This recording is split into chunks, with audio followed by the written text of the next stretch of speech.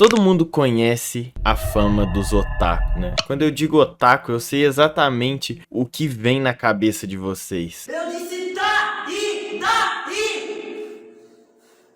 Vocês me julgam por eu ser assim. Você pensa naquele cara que fica no quarto assistindo anime e ele é todo estranho, tem, sei lá, provavelmente cabelo muito grande, ele não fala muito com as pessoas, ele é virgem, bate punheta pra hentai, porque ele tem tesão em personagem de anime, talvez porque ele ficou muito tempo sem tocar em garotas de verdade, talvez ele até compre aqueles travesseirinhos lá com personagem de anime assim, sabe? E provavelmente ele acha que vive em um anime, sabe? Ele já tá completamente dissociado da realidade, os caras acham que vivem um anime. Eu já fiz até um vídeo sobre isso, é o vídeo mais famoso do meu canal. Então eu tenho certeza que quem acompanha meu canal sabe do estereótipo de otaku, sabe do tipo de monstro que a gente tá falando aqui. O que é muito estranho a gente pensar que essa é a imagem que a gente tem de alguém que assiste anime em 2026, porque há alguns anos atrás você assistir anime era considerado foda. Os seus tios ou primos mais velhos provavelmente ficam falando: porra, os desenhos de hoje em dia só desenho merda. Na nossa época era o Goku, Naruto e o Cavaleiros do Zodíaco, e era foda aqueles homens super bombados batendo em homens mais bombados ainda, sabe? Então, tipo assim, antes anime era o sinônimo de testosterona e masculinidade e head pilado. E eu acho que essa estética de anime, tipo a mudança drástica que teve do público de anime, aconteceu em 2020, quando estourou a pandemia. Parece que quando a gente entrou em 2020, anime deixou de ser shonen de luta de personagens super fortes batendo um no outro e virou isso, né? Garotinha de anime fofinha, cabelo rosa e Oni-chan, arigato, senpai e essas porra aí. Na verdade eu sei que anime já é assim há bastante tempo, né? A estética moe, que é assim que eles chamam, eu acho. Essa estética de anime já existe há bastante tempo, mas ela foi ficar famosa de verdade em 2020. Por quê? Porque era pandemia, tava todo mundo preso dentro de casa, ninguém podia fazer nada, e as coisas que estavam bombando naquela época era ficar na internet, consumindo cultura de internet. E existe coisa que é mais cultura de internet do que anime? Não existe. E porque em 2020 virou moda ser nerd também, né? Teve girl, um monte de shitpost. Era legal você ser nerdola em 2020. Aí as meninas faziam cosplay de Zero Two, personagem de anime, dançava no TikTok, aquela música lá é...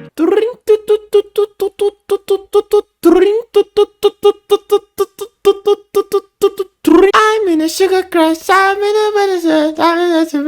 provavelmente não sabem que música é essa porque eu não cantei, eu cantei tudo errado. Sabe o que é uma música famosa? Por mais que o otaku sempre tenha sido zoado em todos os tempos da cronologia do mundo, porque antes mesmo de ter essa imagem do cara que bate punheta pra hentai, já tinha a imagem do cara que corria igual Naruto na rua. Eu não acho que esse estereótipo tá completamente errado, porque sinceramente os animes meio que forçam muito essa imagem e realmente tem gente que acaba se corrompendo por isso. Eu não me considero, tipo assim, o guru dos animes, o cara que sabe tudo, o Guto da cronosfera, mas eu assisto alguns animes recorrentemente e eu gosto, sabe? Eu acho legal ver de vez em quando, mas não é minha mídia favorita, não. Se você assiste anime do jeito que eu, é inegável que tem coisas muito bizarras nesse universo. A própria cultura de loli.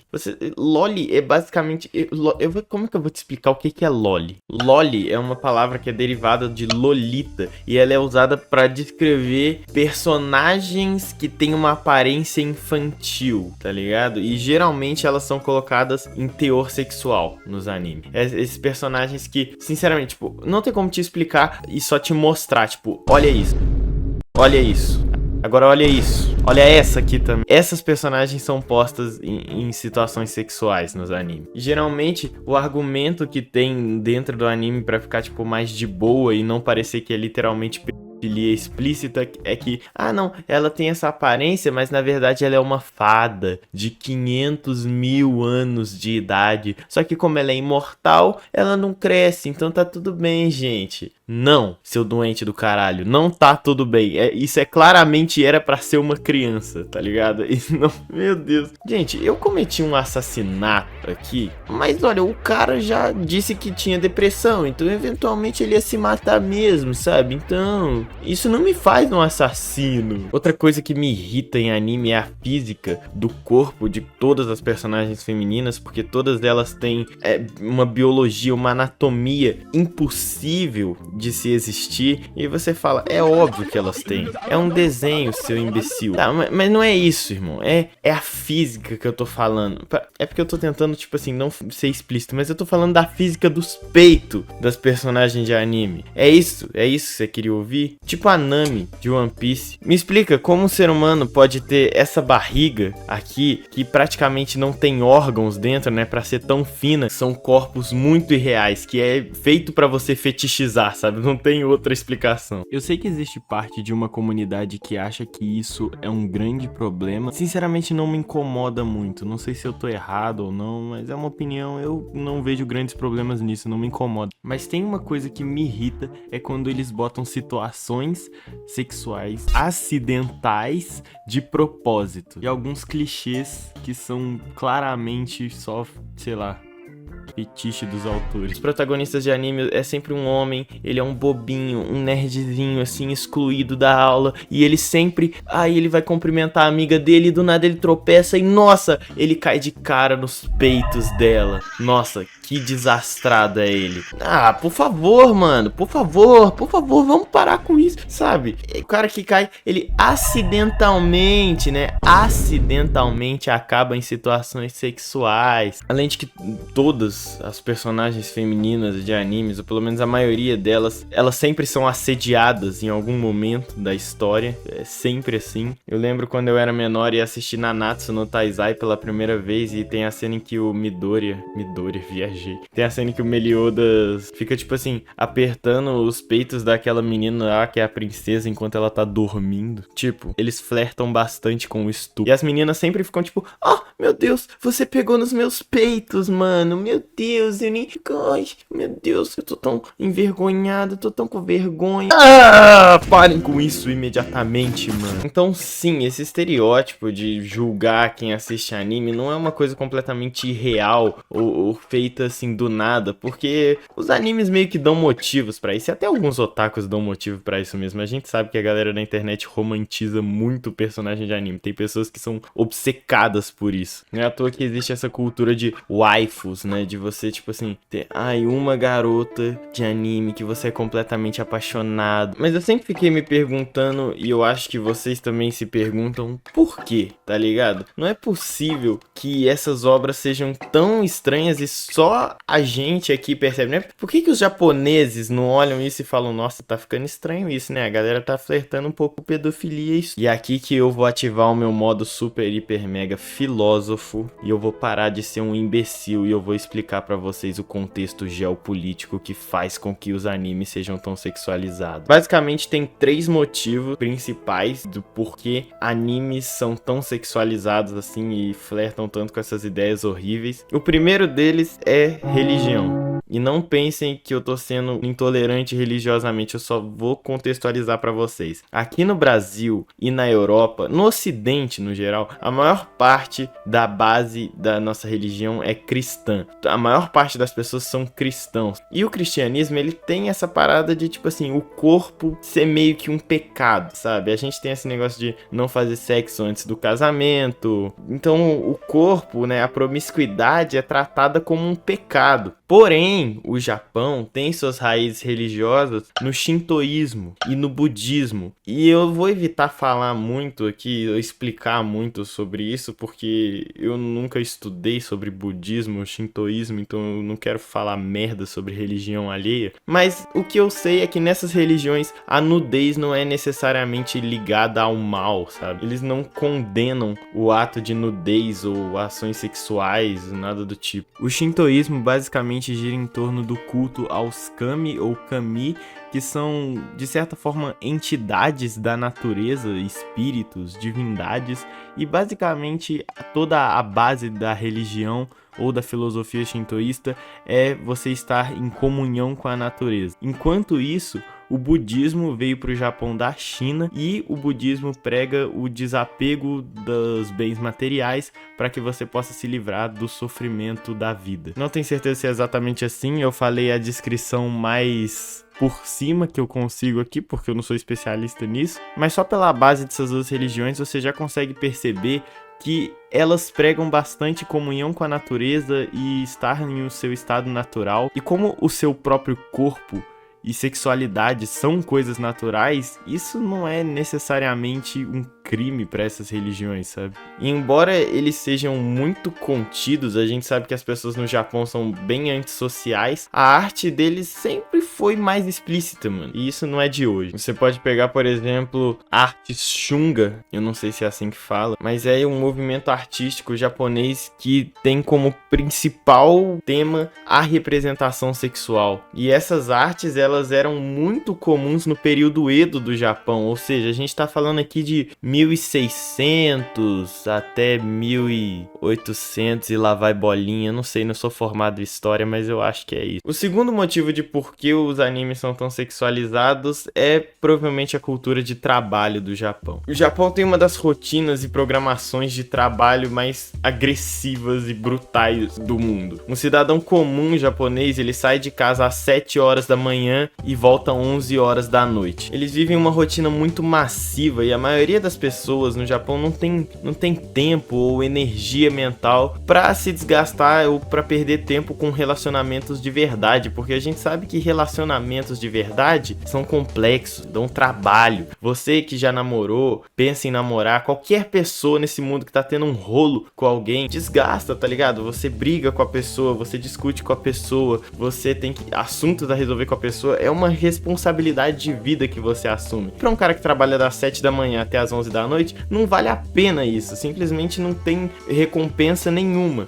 Então é aí que entram os animes sexualizados, que oferecem um relacionamento falso, sabe? Uma personagem de anime fofinha que tá sempre lá quando ele precisa, ela tá sempre feliz e sabe, é uma cultura de escapismo, é uma forma deles de se distraírem um pouco da realidade massiva deles. Não falando que o Japão seja, tipo assim, um lugar super triste, em que as pessoas só trabalham e morrem, e é isso. Embora pra algumas pessoas realmente seja, mas existe essa realidade, sabe? Isso é um dos motivos. E o terceiro motivo, que é o mais óbvio de todos, dinheiro. A indústria de anime lucra muito em cima de tarado. Ela pega os tarados e ela suga até o último centavo de adolescente pervertido que bate punheta no quarto. Esse é o público-alvo. Não tanto aqui no Brasil, né? Porque aqui no Brasil a gente é meio anti-otaku. Então se você vê com um cara que tem quarto com pôster de anime, compra action figure de anime, ele provavelmente sofre bullying, então ele para em algum momento da vida dele. Mas no Japão não. No Japão isso é comum, tá? A indústria lucra muito com a cultura de waifus que eu falei e com venda de produtos dessas mesmas waifus. Então a parada é, o anime em si nem dá tanto dinheiro. A principal fonte de renda é os caras fazer um anime com uma personagem super fodinha pra virar waifu, ela é gostosa e todo mundo gosta dela e todo mundo quer ter ela, e aí depois eles fazem 1 milhão de produtos sobre essas personagens. Eles produzem bonequinha que mostra a calcinha da personagem, aqueles travesseiros, eles lucram muito assim. Então muito anime acaba nem sendo tipo assim um desenho, muito anime é uma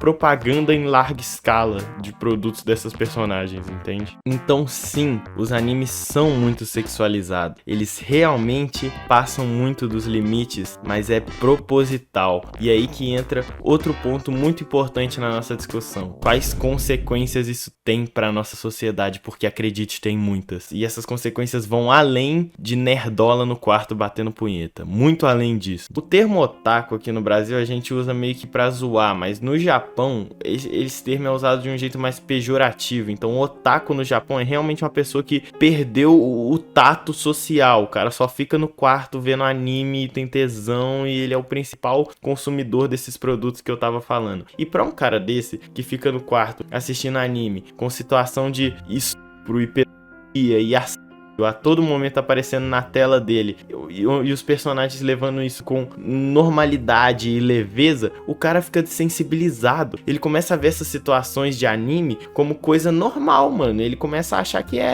ele vai sair na rua e ele vai tropeçar nos peitos de uma mulher muito peituda e vai ser, oh meu Deus, que pena, sendo que não, mano, não é isso, tá ligado? Para com isso agora. E com o tempo essas coisas vão ficando clichê, então a indústria dos animes, eles precisam começar começar a pensar em formas de manter esse público entretido. E a forma que eles acham é começar a explorar fetiches cada vez mais sinistros. Eles romantizam abuso e muitos outros temas completamente bizarros. Se você é um cara que assiste anime frequentemente, sabe? Não um grande super fã de anime, um fanboy, não. Mas se você assiste anime há um tempo, você já em algum momento se deparou com algum anime que tratava de um fetiche bizarro, sabe? Com alguma coisa que beirava não beirar o crime todo, a maioria beira, mas alguma coisa que beirava a insanidade completa do ser humano. Além de que muita obra usa esse teor sexual nelas pra esconder que a história é uma merda, né? Então, você tem 1 milhão de animes aí que são uma bosta, só que só porque tem uma personagem fazendo gracinha na tela, fica famoso, né? Nagatoro. Essa merda nunca deveria ter ficado famosa. Essa bosta só ficou famosa por causa da Nagatoro que fica fazendo... Ai, que raiva que eu tenho disso. Então agora que eu acabei de ficar, 20 minutos provavelmente destruindo a cultura do Japão e falando coisas horríveis que não deixam de ser verdade também, eu tô aqui pra quebrar um pouco o preconceito também, tá? Eu não vou ser só esse cara que reclama, eu vou quebrar um pouco o preconceito e eu tenho um argumento. Eu acho que a cultura do Japão não é tão estranha. Tá, eles sexualizam muita coisa esquisita, mas... Porém, contudo, entretanto, a gente tem as mesmas coisas aqui no Ocidente e ninguém fala nada só porque tá mais próximo da nossa cultura, a gente trata com mais normalidade. Além de que tem boas formas de usar o sexo em obras de arte também. Nem sempre o sexo precisa ser usado só pra chamar a atenção de punheteiro. É claro, tem os seus maus usos, tipo Dress Up Darling. Dress Up Darling é um anime de romance entre um cara que é um cara excluidão, assim, ele não conversa muito com as pessoas e ele passou a vida toda focado só em fazer bonecas rina e ele acabou esquecendo de fazer amigos, esse tipo de coisa, e aí eventualmente ele começa a conversar com a Marin Kitagawa, que é o oposto dele. Ela é super popular, conversa com todo mundo e eles descobrem que eles têm muito em comum, mesmo sendo tão diferente. E a história de Dress Up Darling é legal. Eu assisti Dress Up Darling e eu gostei pra caralho. É um anime foda, mas me irrita o tanto de cena que tem sexualizando a Marin Kitagawa, que é prático, que é visível que é só pra ela virar wife. Darling in the Franxx também, que eu já falei, é anime ridículo, chato pra caralho. Só fez sucesso porque a Zero Two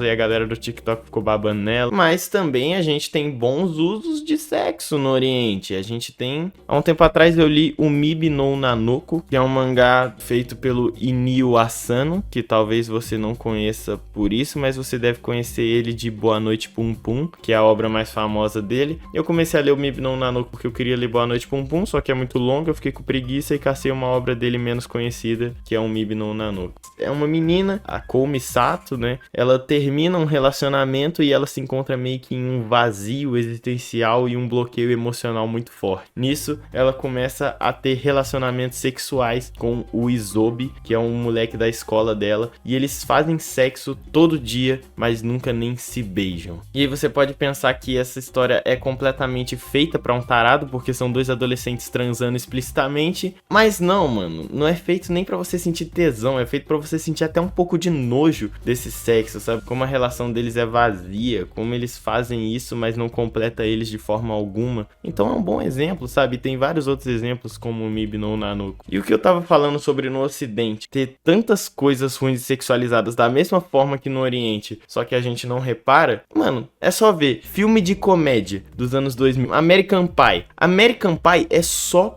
putaria, mano. American Pie só tem todo esse filme de adolescente dos anos 2000, assim, é só isso, é mulher gostosa e os caras só falando de comer mulher, não sei o que. E eu gosto desses filmes, assim como eu gosto de Dress Up Darling. E as pessoas só não acham esses filmes tão estranhos porque a nossa forma de sexualização é mais aceita, porque é da nossa cultura. Eu gosto de funk, assim como eu gosto de One Piece, assim como eu gosto de vários outros animes. Pra mim, mano, eu acho a maior hipocrisia do mundo essa galera que escuta funk e fala, porra, esses anime aí é tudo de tarado. Ou a galera que assiste anime e fala funk só fala de putaria, sendo que um tem o mesmo elemento do outro. A diferença é que no anime é uma garota de cabelo rosa, fofinha, e no funk é mulher do job rebolando A cultura do funk dos animes não tá tão distante quando você para pensar no termo da parte de sexualização. Então eu não sei por que otaku e funkeiro brigam tanto, é a mesma coisa. Eu consumo os dois,